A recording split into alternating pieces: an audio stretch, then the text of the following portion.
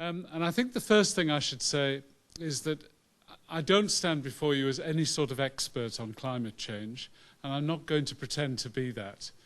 Those of you who know me well have been teasing me for the last 3 months about I'm actually going to get up and speak about climate change, because it's not something that I know very much about. Or at least not much more than many of us do around this room. It's my job to introduce a couple of speakers who do know much more about it than I do, and that will be a great privilege. And I got this job, I got this role in this conference by knowing someone who did know more about it than I did. Philip Mulligan, who was a director of VSO's programs in Indonesia some 7 or 8 years ago, and who, up until very recently, was director of the Environmental Protection Agency in the UK. And the paper that Philip wrote has been in your packs at the beginning of this week. It sets out some of the challenges facing those of us who work through volunteers in development in relation to climate change. And I'm not really going to lead you through that paper. I'm going to assume that you've read it.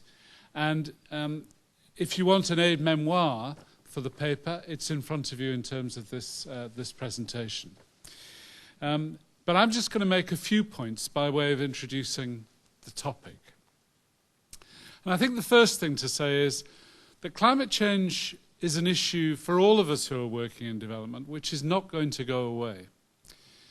We've known about it for almost 50 years. I remember reading a book when I really was quite young, which really started to explore the problems that we were creating in our own environment by the way that we were living in our planet. Maybe the title of the book wasn't that encouraging. Some of you who are old enough will remember probably the first popular book on environment and pollution was called The Doomsday Book. And maybe that wasn't encouraging to people to engage with the issues.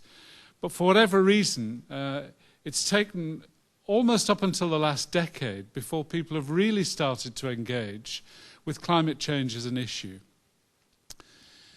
Even in that period, people have denied that it was a problem and denied that it was a problem we had created and we were going to have to deal with.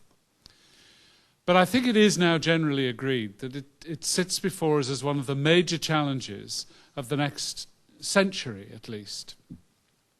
And we're not going to be able to ignore it. Any of us who work in development, whether through volunteering or in any other way, are not going to be able to ignore climate change because it will impact on all of the programs that we're a part of. Some very obviously, sustainable livelihoods programs, natural resources programs most obviously, but when children are required to help their families with the harvest, a harvest which is much more difficult because of climate change, then it will impact on education. When it impacts on water supply, it'll impact on health programs. So right across the board, climate change is an issue that's not going away, and we as development agencies are going to have to engage with it.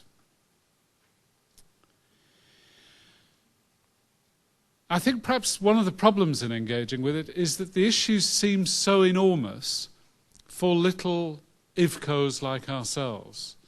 The issues are global, they're planetary, and that is a scale of activity where we really struggle to make an impact. And yet, in our daily work and our development programs, we're going to have to deal with it one way or the other. So it's not going away. We have to respond to it.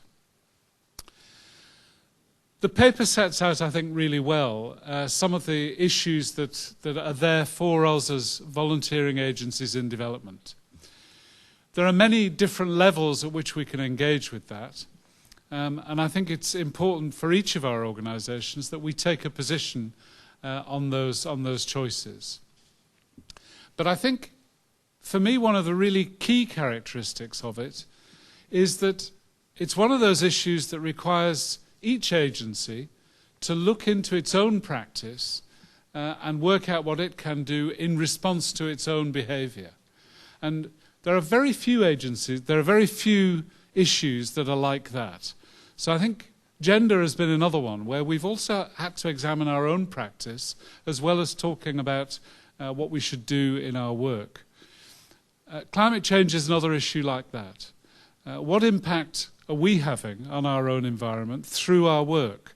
What carbon footprint are we leaving behind as development agencies in the work that we pursue? So I think that's a particular dimension of this issue that challenges all agencies, including all the agencies in this room.